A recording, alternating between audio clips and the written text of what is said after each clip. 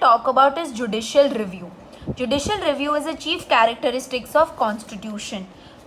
Judicial review administers the working of union and state within jurisdictions.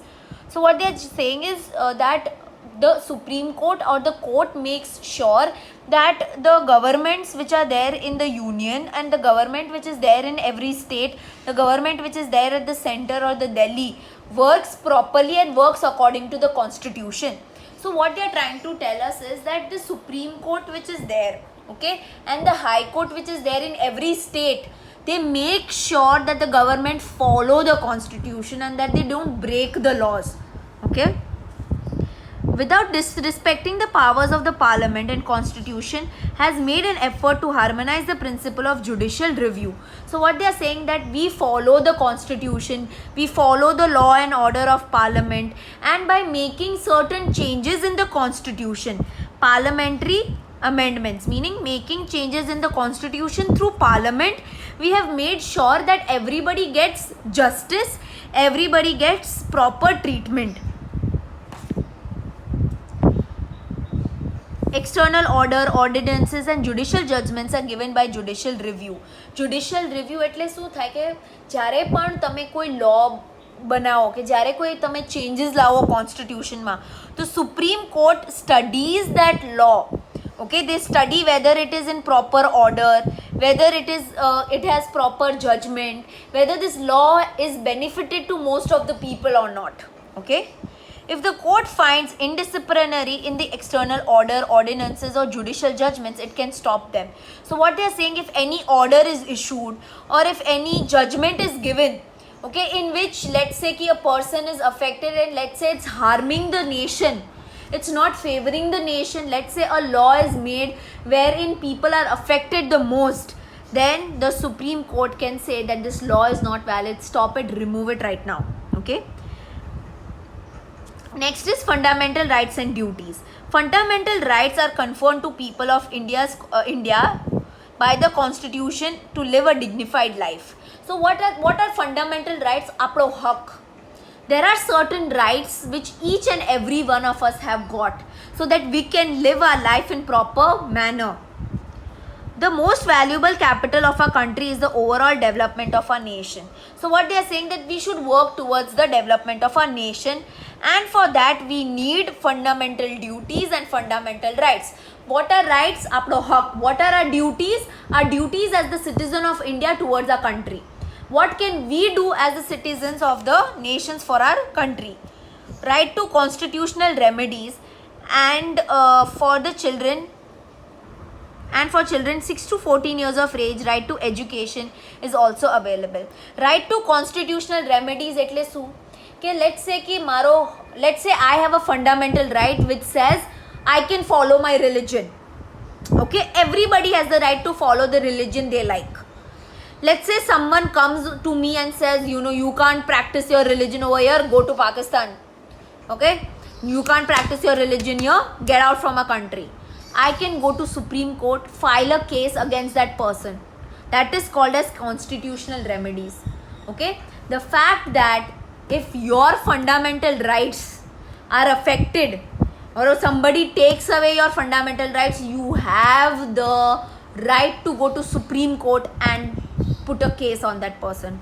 There is another right which says free education for children who fall under 6 to 14 years of age. That is called right of education, which a lot of people have. We have 7 fundamental rights. What are these fundamental rights? We'll do it in the next chapter. We have a whole chapter on fundamental rights. Okay. Next is directive principles of state policy. What are directive principles of state policy? These are basically guidelines, or these are basically ways to run our country. Okay. For example, જ્યારે તમે નવો phone લ્યો, right, એ નવા ફોનમાં શું છે, શું options છે, ફોનને કેવી રીતના યુઝ કરવો, કેવી રીતના ઓન કરવો, એની એક બુક આવે. કોઈ પણ વસ્તુ તમે લ્યો, ટીવી લ્યો કે ફ્રિજ લ્યો, એ ફ્રિજ કેવી રીતના કામ કરશે, એના બટન્સ શું યુઝ છે, એની એક બુક આવે, right, how to use it. So similarly, our constitution is that book which tells us how to rule and run our country. Protection of people, security and welfare should be carried out by the states. most important thing is that we should protect our people. There should be security for people and development of people. That is most important thing. Okay, these principles provide directions for the state government and policy making, so they are called as directive principles. Why are they called directive principles? Because they help the state government to run the country and things they can do to make sure that people develop. So that is why they are called as directive principles of state policy. Next is provisions for backward sections and tribes. So we have certain people who are tribals. We have certain people who belong to scheduled caste. Okay, એ લોકો માટે special rights છે. What are those things? We'll know now. To uplift and include backward sections, tribes and deprived classes in the mainstream, there is a specific provision in the constitution. Now what has happened is that people who belong to scheduled caste, people who are tribal, people who belong to very backward area એટલે એવા એરિયામાંથી આવે જે બહુ developed નથી. It's very important to make sure that they become the part of the government also. That we give them special right, we give them special haq, so that they can also reach to our level. Okay.